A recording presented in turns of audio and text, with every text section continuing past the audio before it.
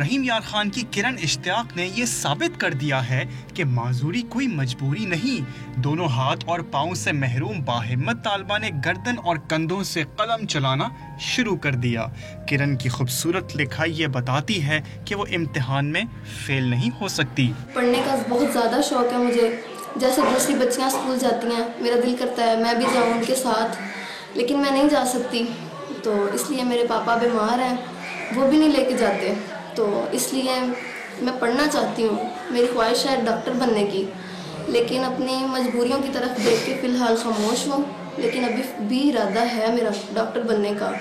لیکن یہ ہے کہ شہباز شریف صاحب میری مدد کریں، مجھے پک اینڈ ڈراپ کی سہولت دی جائے۔ ہمت مردہ اور مدد خدا۔ کرن اشتیاق چاہتی ہے کہ وہ معذوروں کے لیے رول ماڈل بنے۔ اب دیکھنا یہ ہے کہ ارباب اقتدار اس بے مثال لڑکی کے لیے کیا کرتے ہیں۔